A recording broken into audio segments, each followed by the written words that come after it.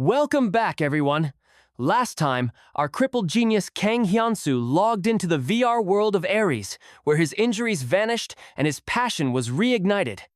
He ended part 1 by walking into a blacksmith shop and telling the master NPC, "You're doing it wrong." Today, we find out if that unbelievable confidence was earned, or if he's about to get hammered. The blacksmith, a burly old man named Len, is obviously not thrilled. He calls Hyeonsu a damn kid and asks what an outsider like him could possibly know. But Hyeonsu isn't trying to be arrogant. He calmly explains that he can see Len is genuinely trying to forge a great sword, and as a fellow craftsman, he just couldn't stand by and watch him fail. Intrigued by his sincerity, Len scoffs and throws him a challenge. "All right, hotshot, show me what you can do." The deal is simple. If Hyeonsu can back up his big talk, he proves his point. But if he fails, he'll pay the price for his cockiness. Hyeonsu agrees, but with one condition of his own. If he proves his skills, he gets to forge his own weapon here. And in return, he promises to show Len something truly worth his while. Len just laughs, loving the kid's guts, and agrees to the terms. And with that, Hyeonsu takes his place at the anvil. The moment he feels the heat of the forge and the familiar weight of the hammer, everything comes rushing back. The years of training under his father, the muscle memory, the passion for creation, it's all there. For the first time in years, he feels whole again. He feels alive. Len watches from the side, initially unimpressed. He admits the kid's form isn't bad, but he's convinced it's just for show. After all, there's no way a new player in a starter zone has a blacksmithing skill. He's bound to hit a wall. Right? Wrong. Hyeonsu starts using a technique that leaves Len speechless. He's folding the steel, reheating it, and tempering it with a rhythm and precision that speaks of true mastery. It's a fundamental but highly effective technique that Len had never even considered.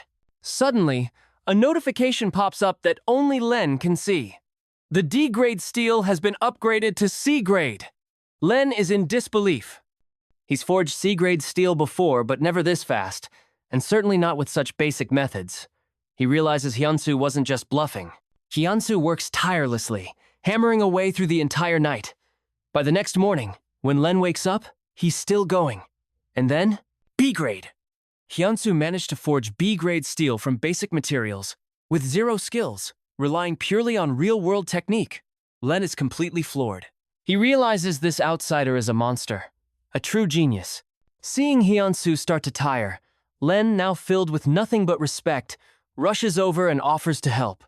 Working together, they perfect the ingot, reaching a flawless A-grade quality. Len is ecstatic. He knows he's in the presence of a master. And to honor this master, he does something incredible. He presents Hyeonsu with a family heirloom, a material so rare it's considered a legend in the game. Mithril ore, a fantasy metal that doesn't exist in the real world, now in the hands of a blacksmith who can unlock its full potential. With a legendary material and his passion reforged, Hyeonsu creates his very first sword in Ares. And as we now know, this is the very sword he used to shatter that unbreakable wooden dummy, shocking the entire player base and the game developers themselves. After collecting his reward, Hyeonsu doesn't waste any time. He heads straight for the hunting training center to level up. But of course, it's not going to be that simple. He's met by the instructor Relsen, a man with a serious attitude problem. Relsen sees Hyeonsu's level 1 status and immediately dismisses him. "I don't want to waste my time, so scram. Go hunt some rabbits." But Hyeonsu is done being looked down on. He provokes the instructor, demanding to take the special trial reserved for only the most talented swordsmen. And it works.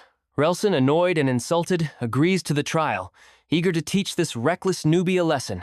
Hyeonsu is thrown into an arena against waves of goblins. And this is where we see his unique genius shine. He's not a swordsman, he's a blacksmith. He understands the weapon's weight, its balance, and its breaking point better than anyone. He fights not with fancy skills, but with raw power and efficiency, ending each monster in a single, critical blow. He takes a few hits, his low-level stats showing, but his power is undeniable.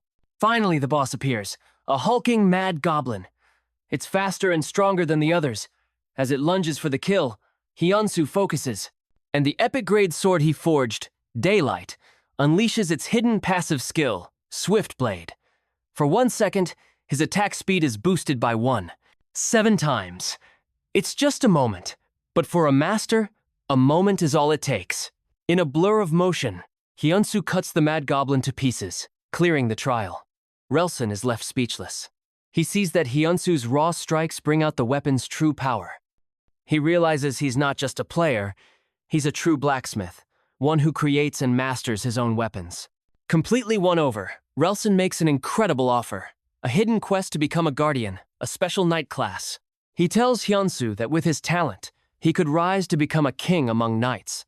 The game devs watch in horror as this mysterious player is offered a secret class.